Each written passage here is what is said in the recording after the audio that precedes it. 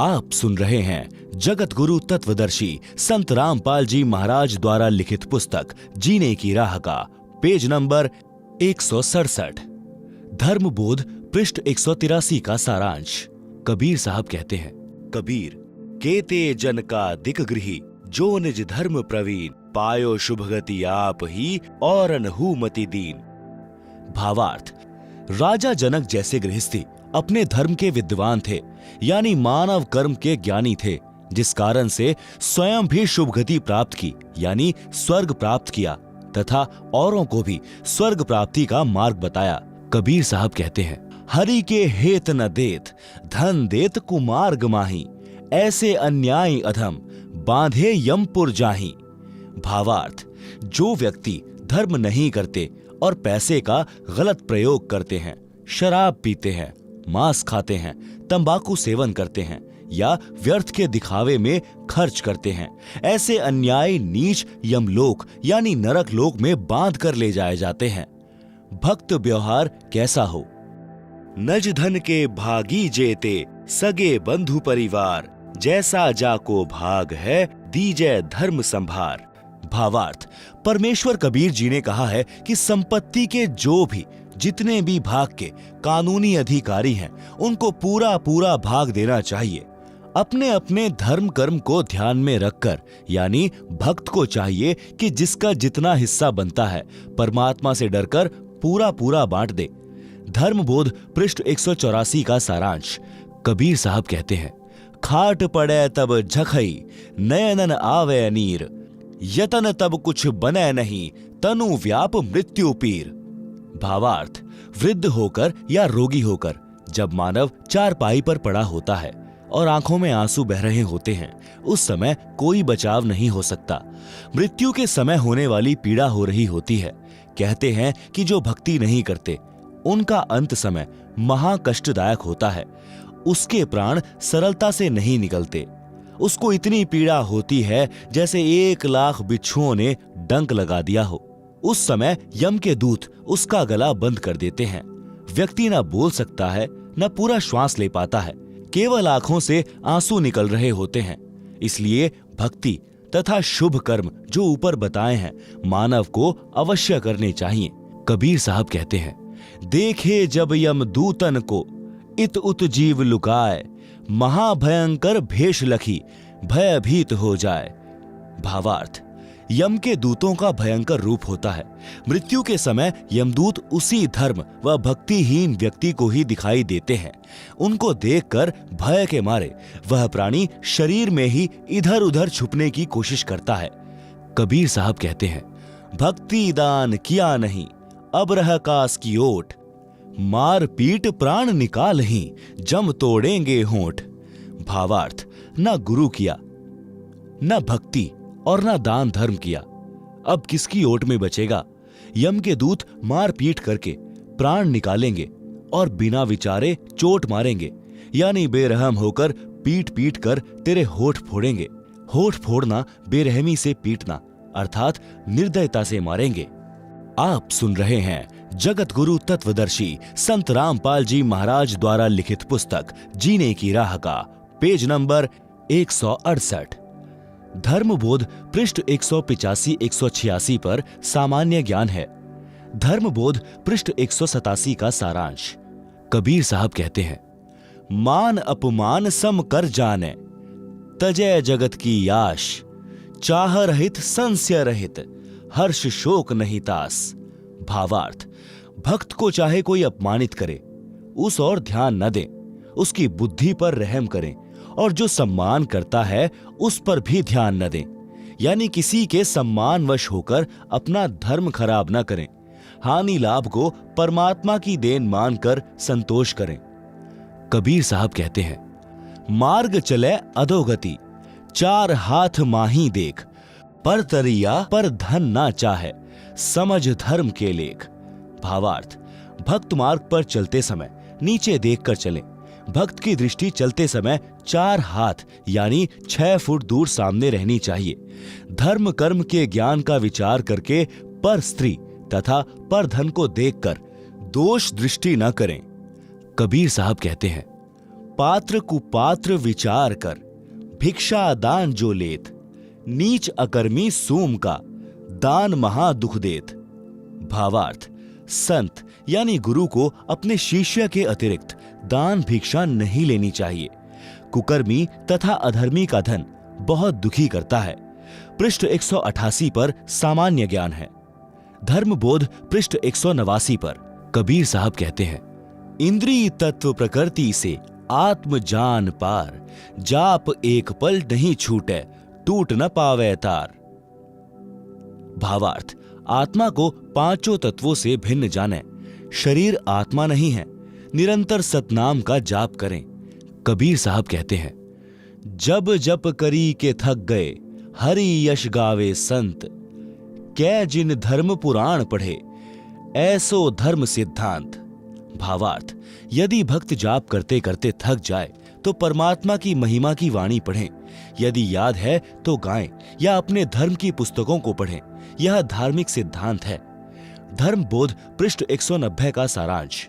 कबीर साहब कहते हैं, ज्ञानी रोगी अर्थार्थी जिज्ञासु ये चार, सो सब ही हरि ध्यावते, ज्ञानी उतरे पार। भावार्थ, परमात्मा की भक्ति चार प्रकार के व्यक्ति करते हैं। पहला, ज्ञानी। ज्ञानी को विश्वास हो जाता है कि मानव जीवन केवल परमात्मा की भक्ति करके जीव का कल्याण कराने के लिए प्राप्त होता है। उनको यह भी समझ होती है कि केवल एक पूर्ण परमात्मा की भक्ति से मोक्ष होगा। अन्य देवी देवताओं की भक्ति से जन्म मरण का कलेश नहीं कटेगा। पूर्ण सद्गुरु से दीक्षा लेकर बात बनेगी। इसलिए ज्ञानी भक्त पार होते हैं। दूसरा, अर्थार्थी, जो धन लाभ के लिए भक्ति करते हैं। तीसरा, आर्थ यानी संकटग्रस्त, केवल अपने संकट का नाश करने के लिए भक्ति करते हैं। चौथा, जिज्ञासु। जिज्ञासु परमात्मा का ज्ञान अधूरा समझते हैं और वक्ता बनकर महिमा की भूख में जीवन नाश कर जाते हैं। यही प्रमाण गीता अध्याय 7 श्लोक 16-17 में भी है। आप सुन रहे हैं जगत गुरु तत्वदर्शी संत रामपाल जी महाराज द्वारा लिखित पुस्तक जीने की राह का पेज नंबर 169। धर्मबोध पृष्ठ 191 का सारांश। कबीर साहब कहते हैं, क्षमा समान न तप, सुख नहीं संतोष समान, तृष्णा समान नहीं व्याधि कोई, धर्म न दया समान।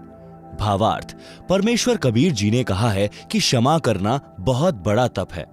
इसके समान तप नहीं है। संतोष के तुल्य कोई सुख नहीं है। किसी वस्तु की प्राप्ति की इच्छा के समान कोई आपदा नहीं है और दया के समान धर्म नहीं है। कबीर साहब कहते हैं, योग यानी भक्ति के अंग 5 हैं। संयम मनन एकांत, विषय त्याग नाम रटन, होए मोक्ष निश्चिंत। भावार्थ, भक्ति के 4 आवश्यक पहलू हैं। संयम यानी प्रत्येक कार्य में संयम बरतना चाहिए। धन संग्रह करने में, बोलने में, खाने पीने में, विषय भोगों में संयम रखें। यानी भक्त को कम बोलना चाहिए, विषय विकारों का त्याग करना चाहिए, परमात्मा का भजन तथा परमात्मा की वाणी प्रवचनों का मनन करना अनिवार्य है। ऐसे साधना तथा मर्यादा पालन करने से मोक्ष निश्चित प्राप्त होता है। पूर्ण परमात्मा भक्त की आयु भी बढ़ा देता है। ऋग्वेद मंडल 10 सूक्त 161 मंत्र 2 में कहा है कि पूर्ण प्रभु अपने भक्त का रोग समाप्त कर देता है। यदि रोगी की आयु शेष नहीं, वह मृत्यु देवता के पास जाने वाला हो, तो भी परमात्मा उसको स्वस्थ करके 100 वर्ष यानी 100 वर्ष तक जीवन दे देता है। उसकी आयु वृद्धि कर देता है। पढ़ें कबीर सागर के अध्याय गरुड़ बोध से प्रमाण। अध्याय गरुड़ बोध का सारांश। कबीर सागर में 11वां अध्याय गरुड़ बोध पृष्ठ 65-625 पर है। परमेश्वर कबीर जी ने धर्मदास जी को बताया कि मैंने विष्णु जी के वाहन पक्षी राज गरुड़ जी को उपदेश दिया, उसको सृष्टि रचना सुनाई।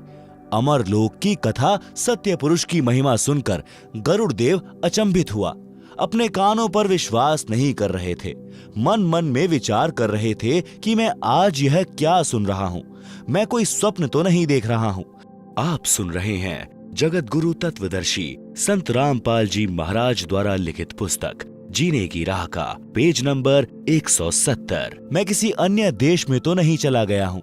जो देश और परमात्मा मैंने सुना है वह जैसे मेरे सामने चलचित्र रूप में चल रहा है। जब गरुड़ देव इन ख्यालों में खोए थे तब मैंने कहा, हे पक्षीराज, क्या मेरी बातों को झूठ माना है? चुप हो गए हो। प्रश्न करो। यदि कोई शंका है तो समाधान कराओ। यदि आपको मेरी वाणी से दुख हुआ है तो क्षमा करो। मेरे इन वचनों को सुनकर खगेश की आंखें भर आई और बोले कि हे देव, आप कौन हैं? आपका उद्देश्य क्या है? इतनी कड़वी सच्चाई बताई है जो हजम नहीं हो पा रही है, जो आपने अमर लोक में अमर परमेश्वर बताया है। यदि यह सत्य है तो हमें धोखे में रखा गया है। यदि यह बात असत्य है तो आप निंदा के पात्र हैं, अपराधी हैं। यदि सत्य है तो गरुड़ आपका दास खास है। परमेश्वर कबीर जी ने धर्मदास जी को बताया कि मैंने कहा, हे गरुड़ देव, जो शंका आपको हुई है यह स्वाभाविक है, परंतु आपने संयम से काम लिया है। यह आपकी महानता है।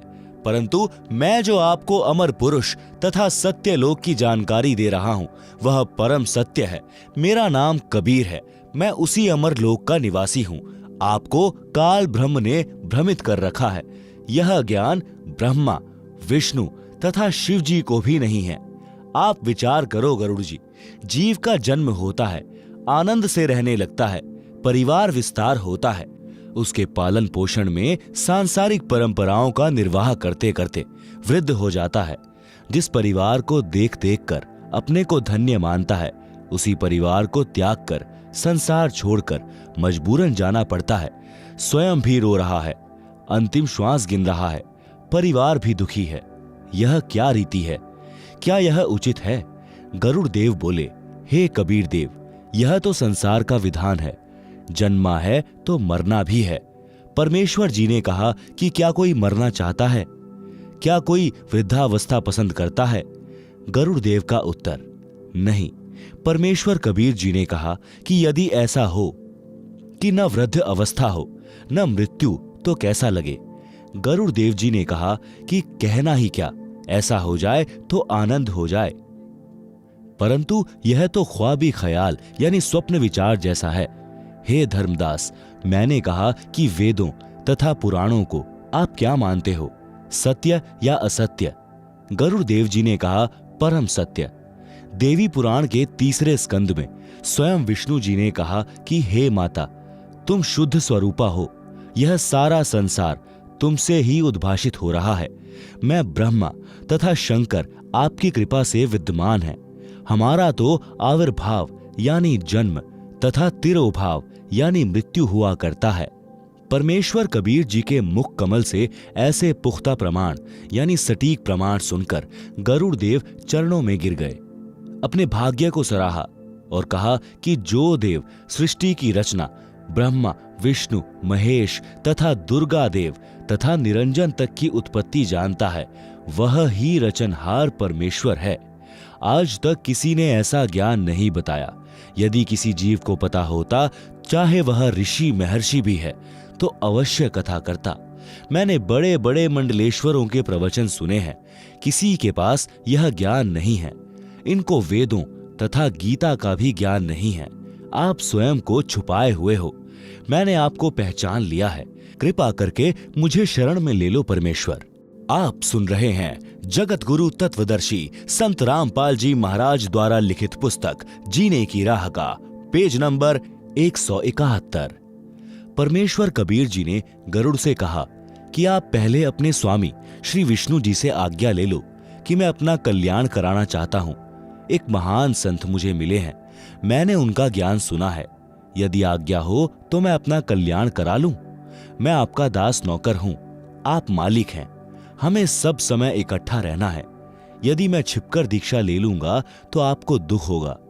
गरुड़ ने ऐसा ही किया, विष्णु जी से सब बात बताई। श्री विष्णु जी ने कहा, मैं आपको मना नहीं करता, आप स्वतंत्र हैं। आपने अच्छा किया, सत्य बता दिया, मुझे कोई ऐतराज नहीं है। हे धर्मदास, मैंने गरुड़ को प्रथम मंत्र दीक्षा 5 नाम यानी कमलों को खोलने वाले प्रत्येक देव की साधना के नाम की दी। गरुड़ देव ने कहा कि हे गुरुदेव, यह मंत्र तो इन्हीं देवताओं के हैं, अमर पुरुष का मंत्र तो नहीं है। परमेश्वर कबीर जी ने कहा कि ये इनकी पूजा के मंत्र नहीं हैं, ये इन देवताओं को अपने अनुकूल करके इनके जाल से छूटने की कुंजी है। इनके वशीकरण मंत्र हैं। जैसे भैंसे को आकर्षित करने के लिए यदि उसको भैंसा भैंसा करते हैं तो वह आवाज करने वाले की ओर देखता तक नहीं। जब उसका वशीकरण नाम पुकारा जाता है, हुर्र हुर्र, तो वह तुरंत प्रभाव से सक्रिय हो जाता है। आवाज करने वाले की ओर दौड़ा आता है। आवाज करने वाला व्यक्ति उससे अपनी भैंस को गर्भ धारण करवाता है। इसी प्रकार आप यदि श्री विष्णु जी के अन्य किसी नाम का जाप करते रहें, वे ध्यान नहीं देते। जब आप इस मंत्र का जाप करोगे तो विष्णु देव जी तुरंत प्रभावित होकर साधक की सहायता करते हैं। ये देवता तीनों लोकों, पृथ्वी, स्वर्ग तथा पाताल के प्रधान देवता हैं। ये केवल संस्कार कर्म लिखा ही दे सकते हैं। इस मंत्र के जाप से हमारे पुण्य अधिक तथा भक्ति धन अधिक संग्रहित हो जाता है। उसके प्रतिफल में ये देवता साधक की सहायता करते हैं।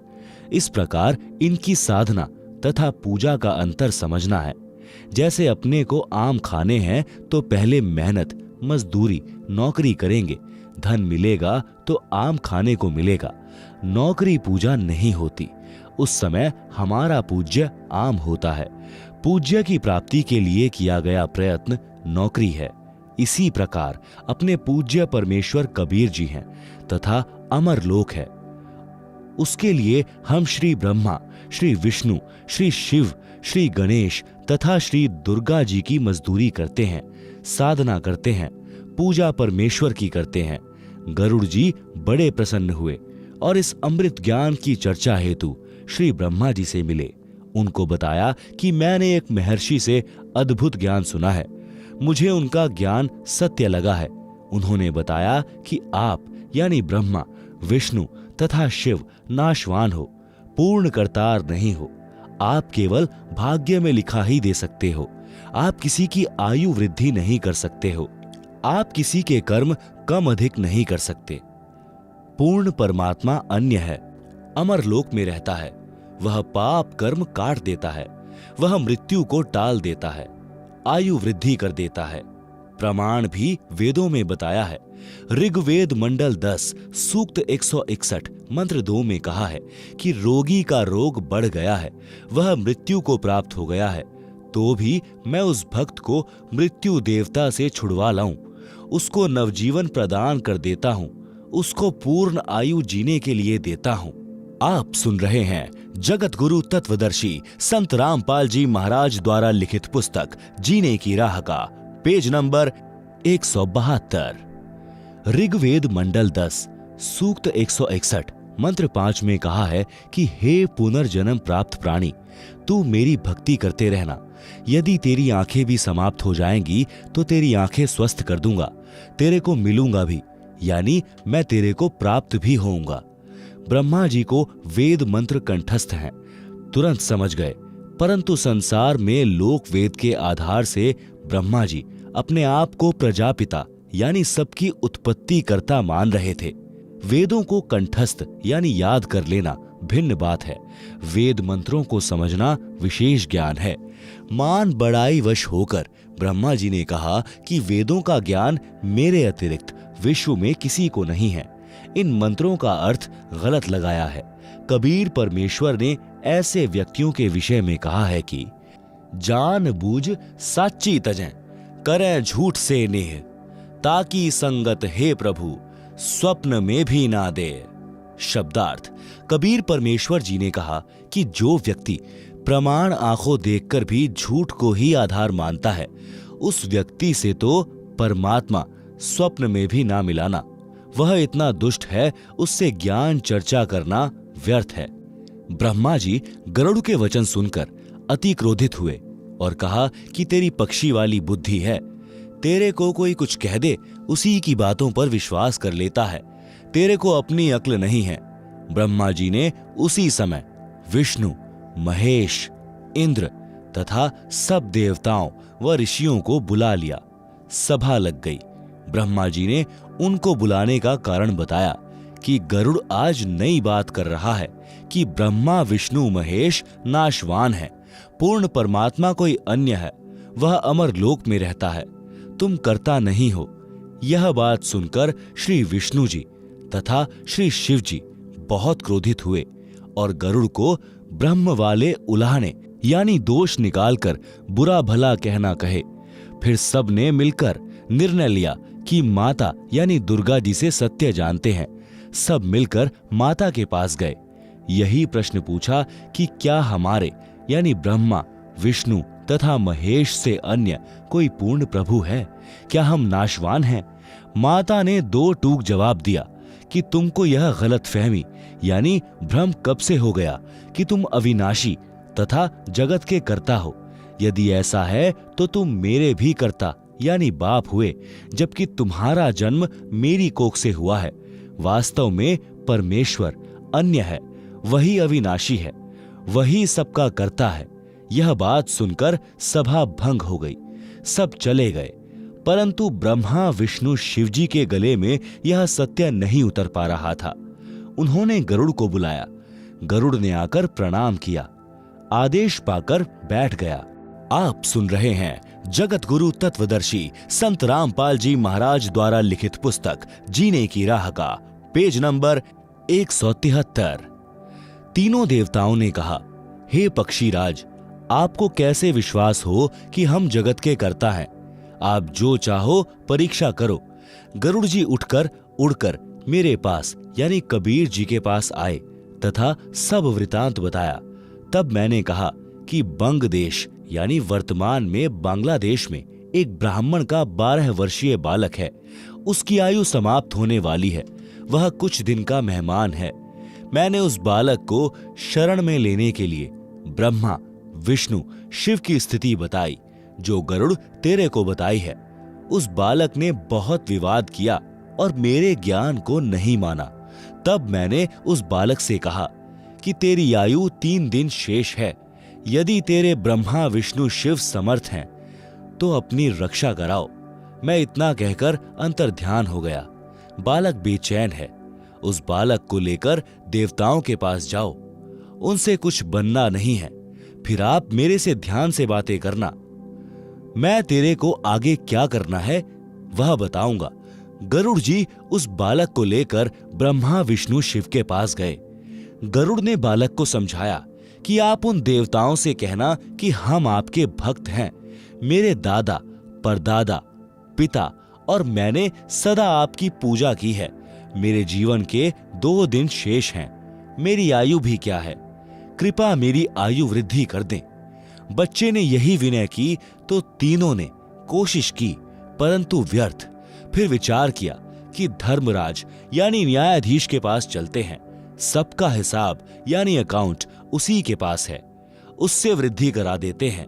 यह विचार करके सब के सब धर्मराज के पास गए। उनसे तीनों देवताओं ने कहा कि पहले तो यह बताओ कि इस ब्राह्मण बच्चे की कितनी आयु है। धर्मराज ने डायरी यानी रजिस्टर देखकर बताया कि कल इसकी मृत्यु हो जाएगी। तीनों देवताओं ने कहा कि आप इस बच्चे की आयु वृद्धि कर दो। धर्मराज ने कहा यह असंभव है। तीनों ने कहा कि हम आपके पास बार बार नहीं आते। आज इज्जत बेइज्जती का प्रश्न है, हमारे आए हुओं की इज्जत तो रख लो।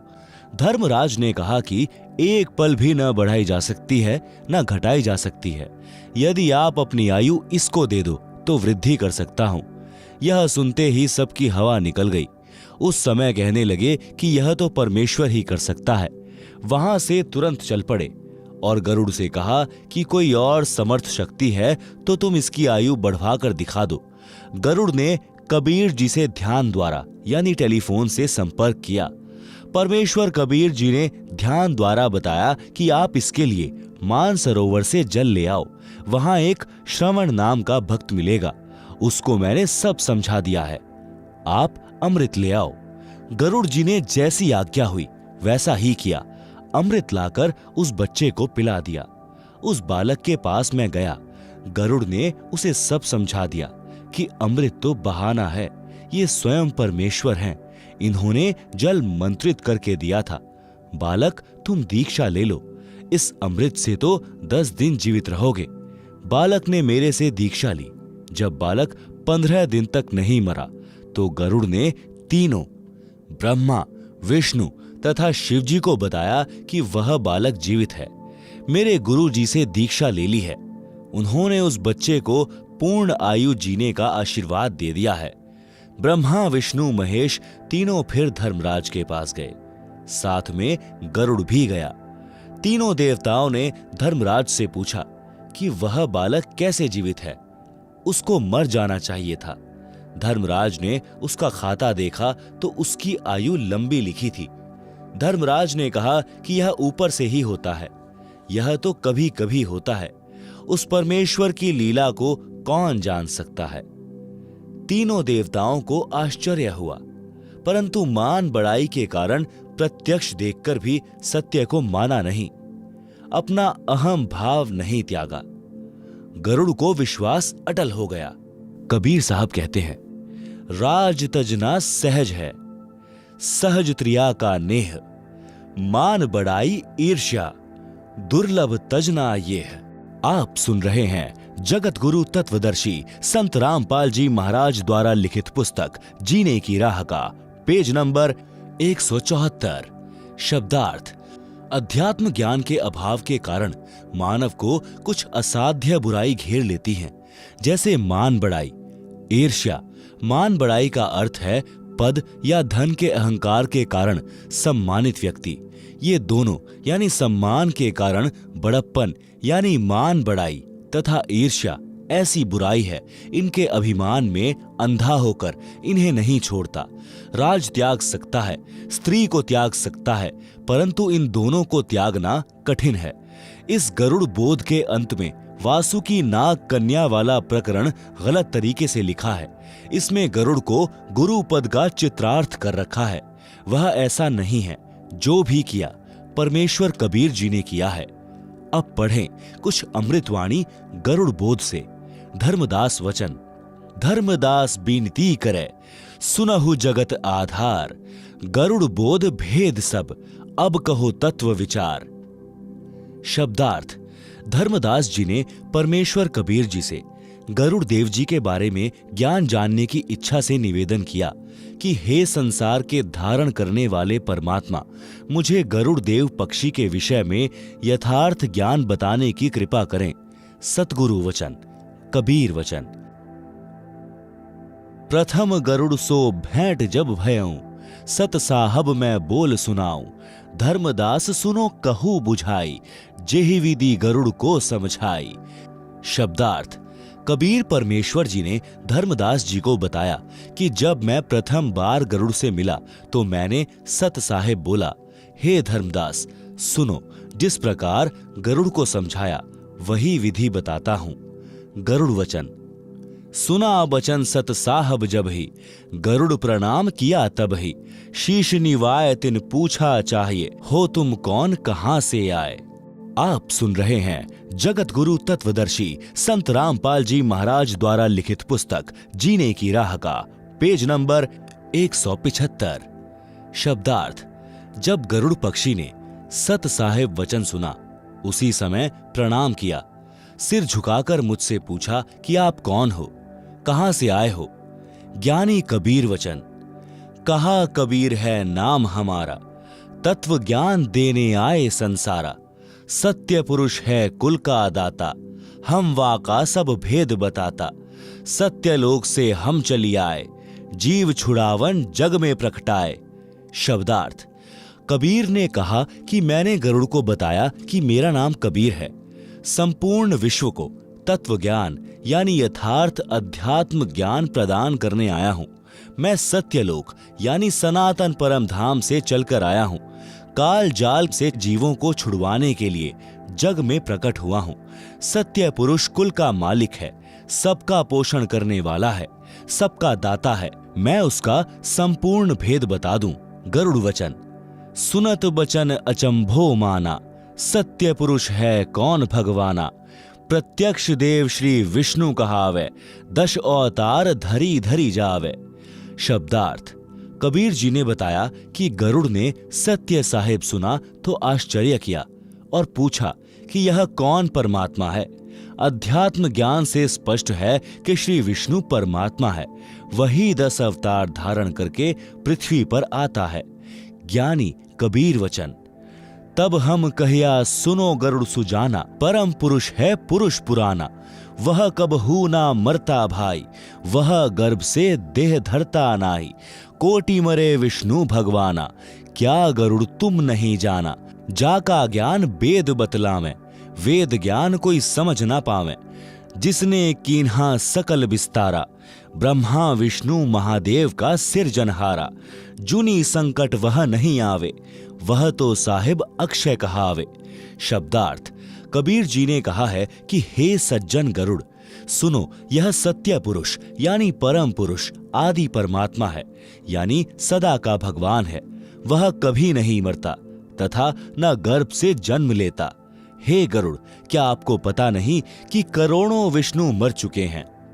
जिस परम अक्षर पुरुष का ज्ञान वेदों में बताया है, उस वेद के ज्ञान को ठीक से कोई समझ नहीं सका। जिसने सर्व ब्रह्मांडों का विस्तार किया है, जिसने ब्रह्मा विष्णु तथा शिव की उत्पत्ति की है, वह परमात्मा 84 लाख योनियों के संकट में नहीं आता। वह तो अविनाशी कहा जाता है। गरुड़ वचन। राम रूप धरि विष्णु आया, जिन लंका का मारा राया। पूर्ण ब्रह्म है विष्णु अविनाशी, है बंदी छोड़ सब सुख राशि। 33 कोटि देवतन की बंद छुड़ाई, पूर्ण प्रभु है राम राई। आप सुन रहे हैं जगत गुरु तत्वदर्शी संत रामपाल जी महाराज द्वारा लिखित पुस्तक जीने की राह का पेज नंबर 176। शब्दार्थ।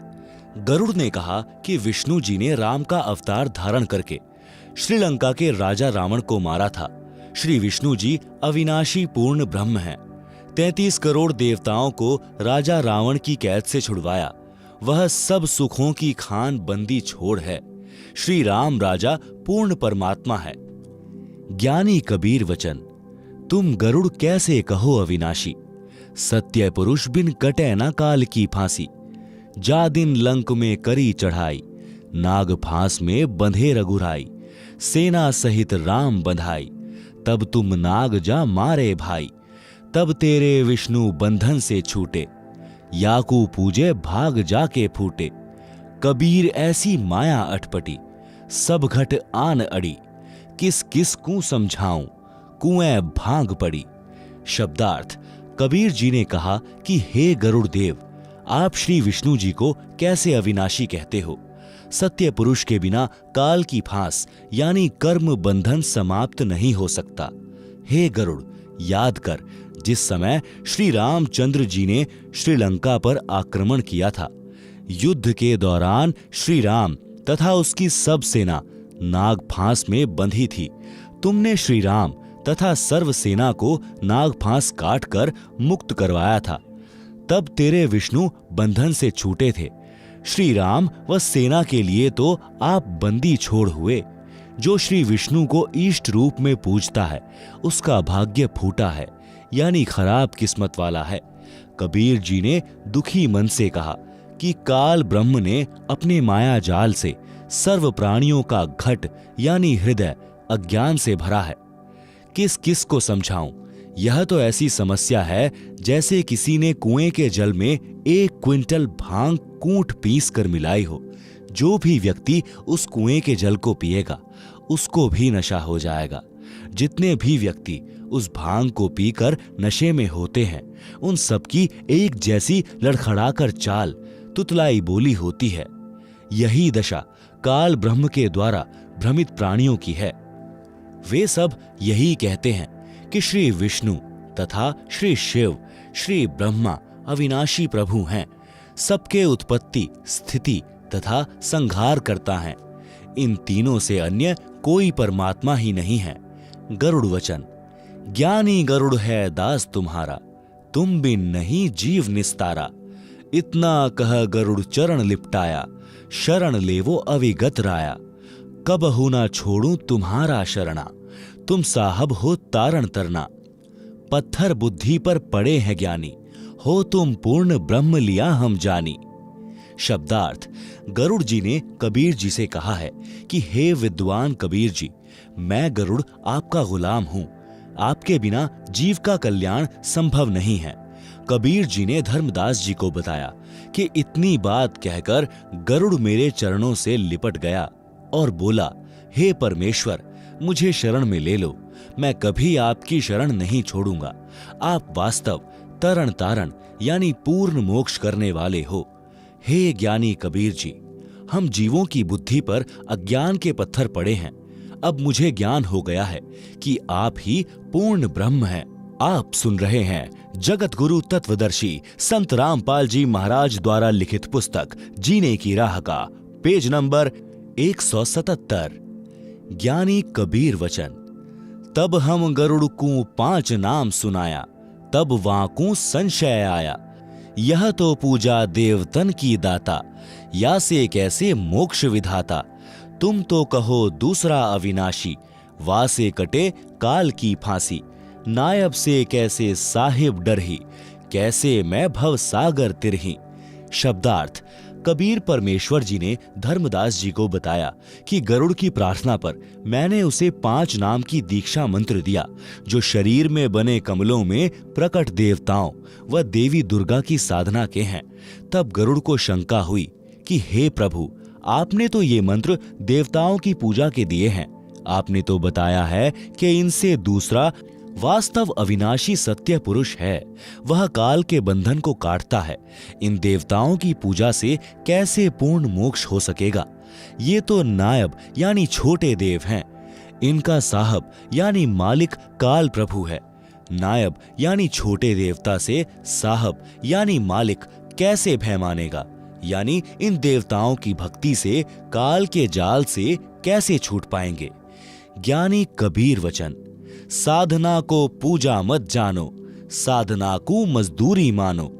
जो को आम्र फल खानो चाहे, पहले बहुते मेहनत करावे। धन होवे फल आम्र खावे, आम्र फल इष्ट कहावे। पूजा इष्ट पूज्य की कहिए, ऐसे मेहनत साधना लहिए। यह सुन गरुड़ भयो आनंदा, संशय सूल कियो निकंदा। भावार्थ, परमेश्वर कबीर जी से गरुड़ देव ने कहा कि हे परमेश्वर, आपने तो इन्हीं देवताओं के नाम मंत्र दे दिए, यह इनकी पूजा है। आपने बताया कि ये तो केवल 16 कला युक्त प्रभु हैं। काल 1000 कला युक्त प्रभु है। पूर्ण ब्रह्म असंख्य कला का परमेश्वर है।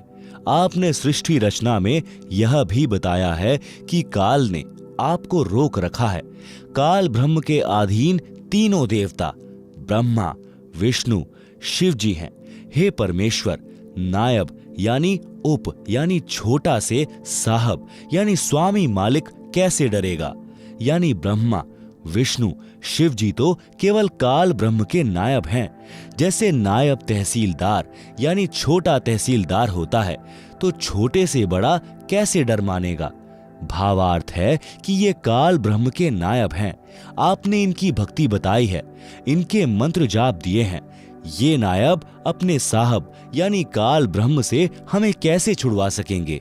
तब परमेश्वर कबीर जी ने पूजा तथा साधना में भेद बताया कि यदि किसी को आम्र फल यानी आम का फल खाने की इच्छा हुई है, तो आम फल उसका पूज्य है। उस पूज्य वस्तु को प्राप्त करने के लिए किया गया प्रयत्न साधना कही जाती है। जैसे धन कमाने के लिए मेहनत करनी पड़ती है, उस धन से आम मोल लेकर खाया जाता है। इसी प्रकार पूर्ण परमात्मा हमारा इष्ट देव यानी पूज्य देव है। जो देवताओं के मंत्र का जाप मेहनत यानी मजदूरी है।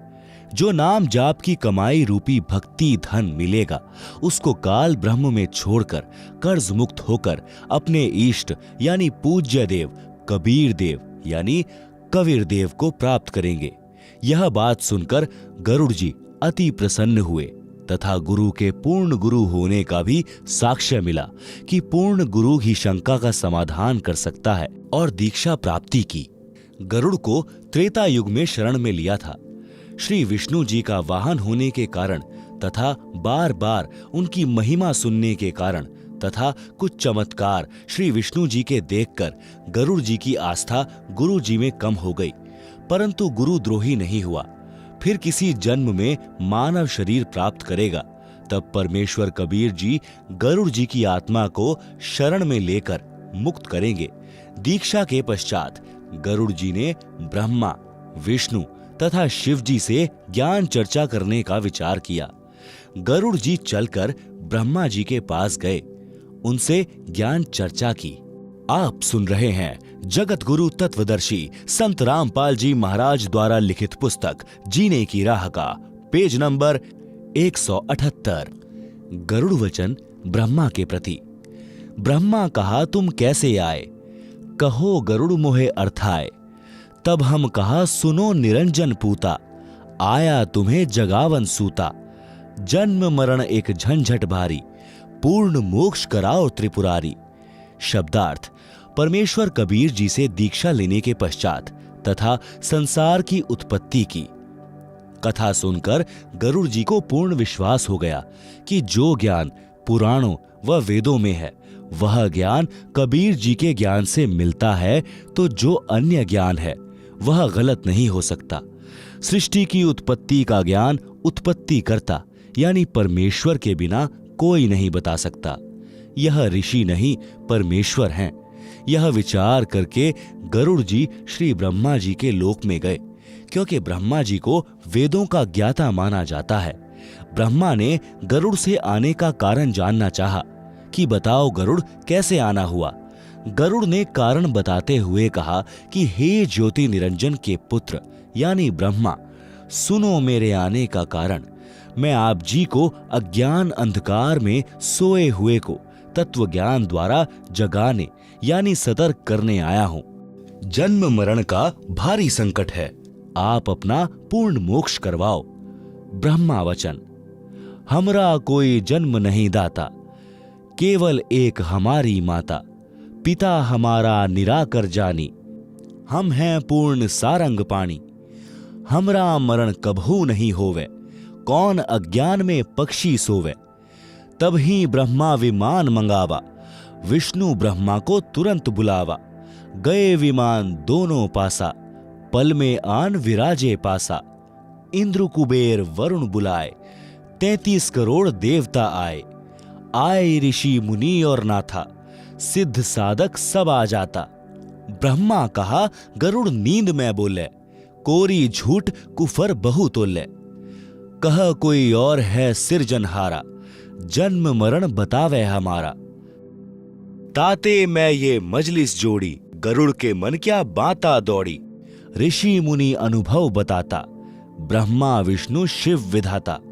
निर्गुण सरगुण यही बन जावें, कबहू नहीं मरण में आवें। आप सुन रहे हैं जगत गुरु तत्वदर्शी संत रामपाल जी महाराज द्वारा लिखित पुस्तक जीने की राह का पेज नंबर 179। शब्दार्थ।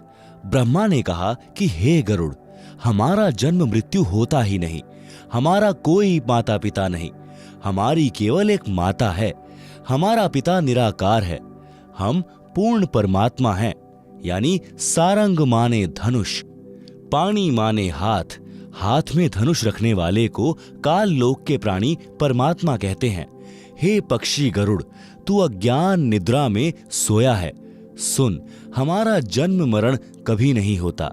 उसी समय ब्रह्मा ने विमान मंगवाकर चालक से कहा कि विष्णु और शिव को ले आओ। विमान दोनों को क्षण में लेकर आ गया। इसके साथ साथ 33 करोड़ देवता तथा देवताओं के राजा इंद्र तथा धन के देवता कुबेर, जल के देवता वरुण भी बुलाए। 88,000 ऋषिजन, 9 नाथ, 84 सिद्ध, सबको बुलाया गया। पूरी सभा लग गई। ब्रह्मा ने कहा कि गरुड़ ऐसी बातें कर रहा है जैसे कोई नींद में बड़बड़ाता है। सब झूठ कह रहा है कि तुम ब्रह्मा, विष्णु तथा शिव का जन्म मृत्यु होता है। तुमसे अन्य कोई सृष्टि की रचना करने वाला परमात्मा है। इसलिए हमने यह सभा बुलाई है कि गरुड़ के मन में ये कैसी बातें आ रही हैं। ब्रह्मा जी कहते रहे थे कि सब ऋषि व मुनि यानी साधक अपना अनुभव बताते हैं कि ब्रह्मा, विष्णु तथा शिव जगत के उत्पत्तिकर्ता परमात्मा हैं। ये ही निर्गुण तथा सगुण बनकर लीला करते हैं। इनकी कभी मृत्यु नहीं होती। विष्णु वचन। पक्षी राज यह क्या मन में आई, पाप लगे बना आलोचक भाई। हमसे और कौन बड़ेरा दाता, हम हैं कर्ता और चौथी माता। तुमरी मति अज्ञान हर लीनी, हम हैं पूर्ण करतार तीनी। शब्दार्थ। विष्णु ने कहा कि हे पक्षियों के राजा गरुड़, तेरे मन में यह गलत बात कैसे आई कि हमारा जन्म मरण होता है। आप तो निंदा के पात्र बन गए हैं। हमसे बड़ा कौन परमात्मा है। हम तीनों तथा चौथी माता दुर्गा ही इस संसार के कर्ता हैं। तेरी बुद्धि अज्ञान ने समाप्त कर दी है। हमसे कोई अन्य सृष्टि का उत्पत्ति करता बता रहा है। हम तीनों पूर्ण करतार यानी पूर्ण परमात्मा हैं, सृष्टि के उत्पत्ति करता हैं। महादेव वचन। कह महादेव पक्षी है भोला, हृदय ज्ञान इन नहीं तोला। ब्रह्मा बनावे विष्णु पाले, हम सबका का करते काले। और बता गरुड़ अज्ञानी, ऋषि बतावे तुम नहीं मानी। चलो माता से पूछे बाता, निर्णय करो कौन है विधाता। सबने कहा सही है बानी, निर्णय करेगी माता रानी। सब उठ गए माता पासा, आपन समस्या करी प्रकाशा। आप सुन रहे हैं जगत गुरु तत्वदर्शी संत रामपाल जी महाराज द्वारा लिखित पुस्तक जीने की राह का पेज नंबर 180। शब्दार्थ। महादेव यानी शिवजी ने कहा कि यह पक्षी भोला है। इसने अपने ज्ञान की जांच किए बिना ही बोल रहा है। ब्रह्मा जीव की उत्पत्ति करता है, विष्णु पालन करता है, मैं संहार करता हूं। हे अज्ञानी गरुड़, तू बता अन्य कौन समर्थ प्रभु है। श्री शिवजी ने उपस्थित सभा से कहा कि चलो माता दुर्गा जी से जानते हैं कि पूर्ण परमात्मा कौन है, निर्णय करके बताएं। शिवजी की राय का सबने अनुमोदन किया। कहा कि आपकी बातें सही हैं, माता रानी निर्णय करेंगी। सभा में उपस्थित सब उठकर माता देवी जी के पास गए और अपनी समस्या बताई। माता वचन। कहा माता गरुड़ बताओ, और करता है कौन समझाओ। शब्दार्थ। माता देवी ने गरुड़ से ही प्रश्न किया कि तुम ही बताओ, संसार का विधाता यानी उत्पत्ति करने वाला इनसे भिन्न कौन है। गरुड़ वचन। मात तुम जानत हो सारी, सच बता कहे न्याकारी। सभा में झूठी बात बनावे, वाका वंश समूला जावे। मैं सुना और आंखों देखा, करता अविगत अलग विशेषा। जहां से जन्म हुआ तुम्हारा, वह है सबका सर्जनहारा। वेद जाका नित गुण गावे, केवल वही एक अमर बतावें। मर हैं ब्रह्मा विष्णु नरेशा, मर हैं सब शंकर शेषा। अमर पुरुष सतपुरु रहता, अपने मुख सत्य ज्ञान वह कहता। वेद कहें वह पृथ्वी पर आवे, भूले जीवन को ज्ञान बतलावे। क्या ये झूठे शास्त्र सारे, तुम व्यर्थ बन बैठे सिरजनहारे। मान बड़ाई छोड़ो भाई, ताकि भक्ति करे अमरापुर जाई। माता कहना साची बाता, बताओ देवी है कौन विधाता। शब्दार्थ। गरुड़ ने कहा, हे माता, आपको सब ज्ञान है। न्यायाधीश को चाहिए कि वह सत्य बात कहे। जो न्यायकर्ता सभा में झूठी बात करता है तो यह परमात्मा का विधान है कि उसका वंश नष्ट होता है। गरुड़ ने आगे कहा कि हे माता, जिस परमेश्वर ने आपकी भी उत्पत्ति की है, वह सबका उत्पत्ति करता है। मैंने आंखों देखा और तत्वदर्शी से सुना है। वह कर्ता दिव्य अविगत विशेष है। वह भिन्न है, यानी अविगत का अर्थ है जिसका भेद गुप्त हो। वेदों में उसी की महिमा अधिक कही है। वेदों में बताया है कि केवल वही एक अविनाशी बताया है। ब्रह्मा, विष्णु तथा शिव की मृत्यु होगी। अविनाशी परमात्मा तो सतलोक यानी ऋतधामा में रहता है। वही पृथ्वी पर प्रकट होकर यथार्थ आध्यात्मिक ज्ञान अपने मुख से बोली वाणी में बताता है। अज्ञान के कारण सत्य भक्ति मार्ग से भटके अच्छे साधकों को सत्य मार्ग का ज्ञान कराता है। यह सब वेदों में प्रमाण है। क्या ये सब शास्त्र झूठे हैं? हे तीनों देवताओं, आप फोकट सिरजनहार बने बैठे हो। हे भाई, ब्रह्मा, विष्णु, शिव, मान बड़ाई त्याग कर अपने जीव का कल्याण करवाओ। उस पूर्ण परमात्मा की भक्ति करो। गरुड़ ने माता की ओर अभिमुख होकर प्रार्थना की कि हे माता, सत्य बताओ, कौन है संसार का उत्पत्ति करता? आप सुन रहे हैं जगत गुरु तत्वदर्शी संत रामपाल जी महाराज द्वारा लिखित पुस्तक जीने की राह का पेज नंबर 181। माता दुर्गा वचन। माता कह सुनो रे पूता, तुम जोगी तीनों अवधूता। भक्ति करी ना मालिक पाए, अपने को तुम अमर बताए। वह करता है सबसे न्यारा, हम तुम सबका सिरजनहारा। गरुड़ कहत है सच्ची बानी, ऐसे बचन कहा माता रानी। सब उठ गए अपने अस्थाना, साच बचन काहू नहीं माना। शब्दार्थ। माता देवी दुर्गा ने ब्रह्मा, विष्णु, शिव से कहा कि हे पुत्रों, सुनो, तुम तीनों स्वयं साधक हो, सत्य भक्ति की नहीं। अपने को अमर बता रहे हो, क्योंकि तुम्हें परमात्मा मिला ही नहीं। वह सृष्टि का उत्पत्ति करता तो सबसे भिन्न है। उसी ने तुम्हारे और हमारे जीवों की आत्मा की उत्पत्ति की है। माता ने जब यह बात कही तो सभा के सब सदस्य व ब्रह्मा, विष्णु, महेश उठकर अपने अपने स्थानों पर चले गए, परंतु माता की बात को भी सत्य नहीं माना। गरुड़ वचन। ब्रह्मा विष्णु मोहे बुलाया, महादेव भी वहां बैठ पाया। तीनों कहे कोई दो प्रमाणा, तब हम तोहे साचा जाना। मैं कहा गूंगा गुड़ खावे, दूजे को स्वाद क्या बतलावे। मैं जात हूं सतगुरु पासा, ला प्रमाण करूं भ्रम विनाशा। त्रिदेव कहें लो परीक्षा हमारी, पूर्ण करें तेरी आशा सारी।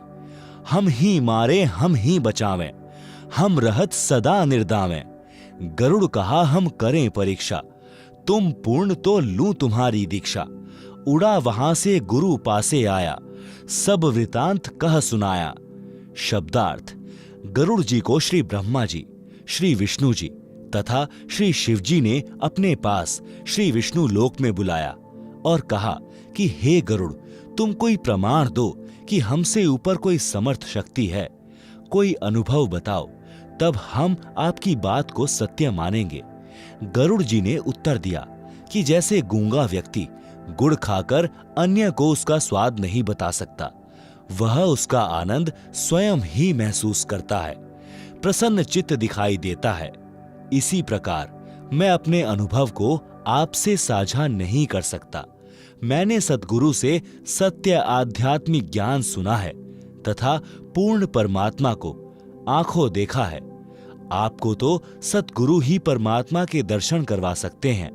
मैं अपने सद्गुरु जी के पास जाता हूं, आपको विश्वास करवाने के लिए कोई प्रमाण लाऊंगा जिससे आपकी शंका का समाधान हो सके। तीनों देवता बोले कि तू हमारी परीक्षा करके देख, हम तेरी सब मनोकामना पूर्ण कर देंगे। हम ही उत्पन्न करते हैं, हम ही पालन करते हैं, हम ही मारते हैं, हम ही मृत्यु से बचाते हैं। हम तीनों पूर्ण स्वतंत्र हैं, हम जो चाहें वही कर सकते हैं। गरुड़ जी ने कहा कि मैं आपकी परीक्षा लूंगा। यदि आप पूर्ण परमात्मा साबित हुए तो मैं आपका शिष्य बनूंगा। गरुड़ वहां से उड़कर सद्गुरु कबीर जी के पास आया। कबीर जी उस समय जोगजीत नाम से प्रकट थे। जोगजीत जी यानी कबीर जी को सब वृतांत बताया।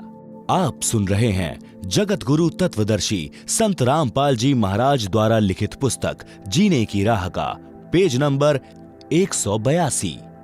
सतगुरु कबीर वचन।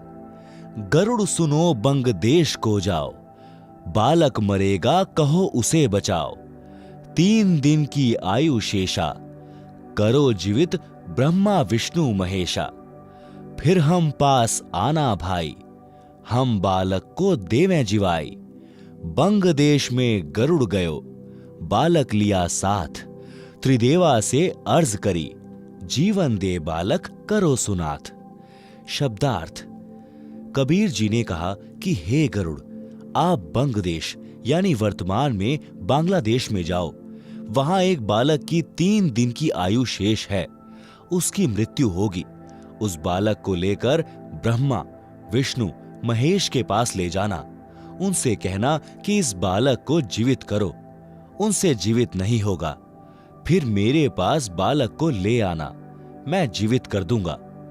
गरुड़ जी अपने सद्गुरु के आदेशानुसार बंग देश से बालक साथ लेकर तीनों देवताओं के पास गया और अर्ज की कि इस लड़के की आयु वृद्धि करके जीवन दान दो तो मानूं कि आप समर्थ परमात्मा हो। त्रिदेव वचन। धर्मराज पर है लेखा सारा, बासे जाने सब विचारा। गरुड़ और बालक सारे, गए धर्मराज दरबारे। धर्मराज से आयु जानी, दिन 3 शेष बखानी। या की आयु बढ़े नाही, मृत्यु अति नियड़े आई। त्रिदेव कहाँ आए राखो लाजा, हम क्या मुख दिखावें धर्मराजा। धर्म कह आपन आयु दे भाई, तो बालक की आयु बढ़ जाई। चले तीनों नहीं पार बसाई, बने बैठे थे समर्थ राय। सुन गरुड़ यह सत्य है भाई, आई मृत्यु न टाली जाई। शब्दार्थ। तीनों देवताओं ने कहा कि धर्मराज के पास सब जीवों की जन्म मृत्यु का लेखा है, उनसे बात करते हैं।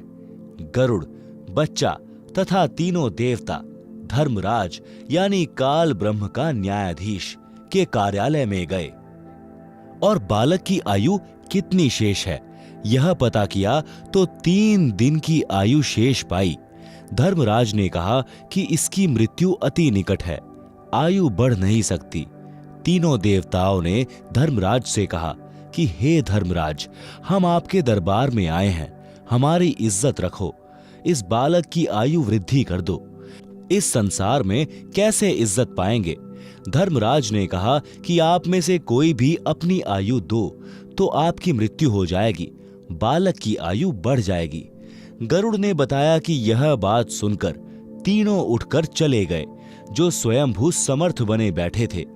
तीनों यह कहते हुए चले गए कि हे गरुड़, यह सत्य है कि जिसकी मृत्यु आ जाती है उसे टाला नहीं जा सकता। आप सुन रहे हैं जगत गुरु तत्वदर्शी संत रामपाल जी महाराज द्वारा लिखित पुस्तक जीने की राह का पेज नंबर 183। गरुड़ वचन। समर्थ में गुण ऐसा बताया, आयु बढ़ावे और अमर करवाया। अब मैं जाऊं समर्थ पासा, बालक बचने की पूरी आशा। गया गरुड़ कबीर की शरणा, दया करो हो साहब जरना। शब्दार्थ। गरुड़ ने कहा कि समर्थ में यह शक्ति बताई है कि साधक की आयु वृद्धि करता है तथा जन्म मरण को सदा के लिए समाप्त करके अमर कर देता है। अब मैं समर्थ परमेश्वर के पास जाता हूं, लड़के की मृत्यु टलने की पूरी आश है। यह कहकर गरुड़ जी ने बालक को उसके घर छोड़ा और कबीर परमेश्वर के पास गया और कहा कि हे परमात्मा, बच्चे को जीवित करने की दया करो ताकि जनता को आपके सामर्थ्य पर विश्वास हो सके। कबीर साहब वचन। सुनो गरुड़ एक अमर बानी, यह अमृत ले बालक पिलानी। जीवे बालक उमर बढ़ जावे, जग बिचरे बालक निर्दावे। बालक लाना मेरे पासा, नाम दान कर काल विनाशा। जैसा कहा गरुड़ ने कीन्हा, बालक कूंजा अमृत दीना। ले बालक तुरंत ही आए, सतगुरु से दीक्षा पाए। आशीर्वाद दिया सतगुरु स्वामी, दया करी प्रभु अंतर्यामी। बदला धर्मराज का लेखा, ब्रह्मा विष्णु शिव आंखों देखा। गए फिर धर्मराज दरबारा, लेखा फिर दिखाऊं तुम्हारा। धर्मराज जब खाता खोला, अचर्ज देख मुख से बोला। परमेश्वर का ये खेल निराला, उसका क्या करत है काला। वो समर्थ राखन हारा, वाने लेख बदल दिया सारा। 100 वर्ष है बालक जीवे, भक्ति ज्ञान सुधारस पीवे, यह भी लेख इसी के माही। आंखों देखो झूठी नाही, देखा लेखा तीनों देवा, अचर्ज हुआ कहूं क्या भेवा। बोले ब्रह्मा विष्णु महेशा, परम पुरुष है कोई विशेषा। जो चाहे वह मालिक करसी, वाकी शरण फिर कैसी मरसी। पक्षी राज तुम साचे पाए, नाहक हम मगज पचाए। करो तुम जो मान मन तेरा, तुम्हारा गरुड़ भाग बड़ेरा। पूर्ण ब्रह्म अविनाशी दाता, सच में है कोई और विधाता। इतना कह गए अपने धामा, गरुड़ और बालक करी प्रणामा। भक्ति करी बालक चितलाई, गरुड़ अरु बालक भय गुरु भाई। धर्मरास यह गरुड़ को बोधा, एक एक वचन कहा मैं सोधा। शब्दार्थ: कबीर परमेश्वर जी ने अपने करण मंडल यानी लोटे से कुछ जल गरुड़ को दिया और कहा कि यह अमृत जल है, इसे लड़के को पिला दो। इसको पीने से उसकी इच्छा दीक्षा लेने की बनेगी, काल का दबाव हट जाएगा। फिर उस लड़के को मेरे पास लाकर दीक्षा दिलाना। आप सुन रहे हैं जगत गुरु तत्वदर्शी संत रामपाल जी महाराज द्वारा लिखित पुस्तक जीने की राह का पेज नंबर 184। उसका आने वाला काल यानी मृत्यु समाप्त हो जाएगा। सदगुरु के आदेश का पालन गरुड़ ने किया, लड़के को अमृत पिलाया, उससे उसकी प्रबल इच्छा दीक्षा लेने की बनी। गरुड़ बच्चे को सदगुरु जी के पास लाया और दीक्षा दिलाई। परमात्मा ने बालक को आशीर्वाद देकर कृतार्थ किया। उसी समय धर्मराज जी का लेखा बदल गया। इसको तीनों देवताओं ने धर्मराज के दरबार में जाकर अपनी आंखों देखा। धर्मराज ने उसे पढ़कर सुनाया व दिखाया, जिसमें लिखा था कि यह मनुष्य शरीरधारी जीव अब 100 वर्ष तक जीवित रहेगा तथा भक्ति भी करेगा। यह पूर्ण परमात्मा की ओर से आयु वृद्धि की गई है। धर्मराज ने पढ़ा तथा ब्रह्मा विष्णु शिव ने आंखों देखा। यह देखकर उनको आश्चर्य हुआ कि यह कैसे हुआ। धर्मराज ने भी देखकर आश्चर्य किया और कहा कि परमेश्वर की यह अद्भुत लीला है। उसका काल यानी काल ब्रह्म क्या कर सकता है। काल ब्रह्म द्वारा निर्धारित मृत्यु समय परमेश्वर के आदेश से समाप्त हो जाता है। वह अन्य समर्थ जीव का रक्षक है। उसने मेरी किताब में सब पुराने लेख बदल दिए। यह बच्चा 100 वर्ष तक जीवित रहेगा तथा भक्ति भी करेगा। यह भी इसी में लिखा है। मैं झूठ नहीं कह रहा हूं, आप स्वयं देख लो। आंखों देखकर ब्रह्मा जी, विष्णु जी तथा शिव जी ने कहा कि यह आश्चर्य की बात है। वास्तव में कोई परम पुरुष अन्य है। वह जो चाहे सो कर सकता है। जो उसकी शरण में चला गया वह कैसे मर सकता है। हे पक्षियों के राजा गरुड़, तुम्हारी बात सत्य पाई। हमने तो व्यर्थ में आपसे वाद विवाद किया। तुम करो जो तेरे मन माने। हे गरुड़, तुम्हारा भाग्य अच्छा है। इतनी बात कहकर तीनों अपने अपने धाम को चले गए। गरुड़ तथा लड़के ने उनको तथा धर्मराज को प्रणाम किया। कबीर जी ने धर्मराज को बताया कि इस प्रकार वह लड़का तथा गरुड़ दोनों गुरु भाई बने। हे धर्मदास, यह है गरुड़ को शरण में लेने की कथा यानी गरुड़ बोध। श्री हनुमान जी के गुरु कौन थे? आप जी पढ़ें कबीर सागर से अध्याय हनुमान बोध का सारांश। अध्याय हनुमान बोध का सारांश कबीर सागर के पृष्ठ 113 पर 12वां अध्याय हनुमान बोध है। कबीर सागर के इस अध्याय में पवन सुत हनुमान जी को शरण में लेने का प्रकरण है। धर्मदास जी ने प्रश्न किया कि हे परमेश्वर, कबीर बंदी छोड़ जी, क्या आप अच्छी आत्मा पवन पुत्र हनुमान जी को भी मिले हो? उत्तर परमेश्वर कबीर जी का हाँ। प्रश्न धर्मदास जी का, हे प्रभु, क्या उन्होंने भी आपके ज्ञान को स्वीकारा? वे तो मेरे की तरह श्री राम उर्फ विष्णु जी में अटूट श्रद्धा रखते थे। उनको आपकी शरण में लेना तो सूर्य पश्चिम से उदय करने के समान है।